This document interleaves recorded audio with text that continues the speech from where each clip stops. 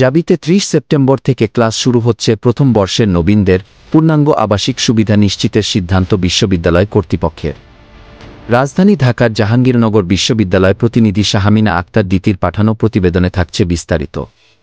জাহাঙ্গীরনগর বিশ্ববিদ্যালয়ের ২০২৩-২৪ শিক্ষাবর্ষ অর্থাৎ ৫৩তম ব্যাচে ভর্তিকৃত শিক্ষার্থীদের ক্লাস আগামী ৩০ সেপ্টেম্বর থেকে শুরুর সিদ্ধান্ত নিয়েছে বিশ্ববিদ্যালয় প্রশাসন।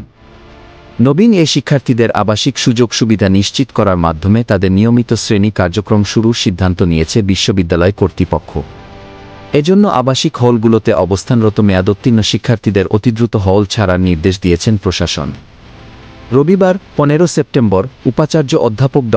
মুহাম্মদ কামরুল আহসানের সভাপতিত্বে অনুষ্ঠিত প্রভোস্ট কমিটির সভায় বিশ্ববিদ্যালয়ের ভারপ্রাপ্ত রেজিস্ট্রার, সকল আবাসিক হলসমূহের প্রভোস্ট, ওয়ার্ডেন, আবাসিক শিক্ষকবৃন্দের উপস্থিতিতে এ সিদ্ধান্ত গৃহীত হয়।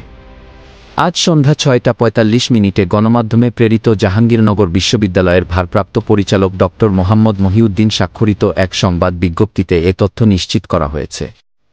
বিজ্ঞপ্তিতে নবীনদের আবাসিক সুবিধা নিশ্চিতের জন্য নবনির্মিত বীর প্রতীক তারামন বিবি এবং জাতীয় কবি কাজী নজরুল ইসলাম হল চালুর সিদ্ধান্ত নিয়েছে বিশ্ববিদ্যালয় কর্তৃপক্ষ।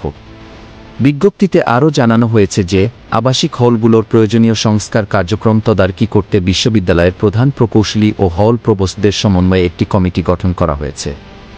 এছাড়াও আবাসিক হলগুলোর শিক্ষার্থী অনুপাতে জনবল পুনর্বণ্টন করার সিদ্ধান্ত নিয়েছে প্রশাসন।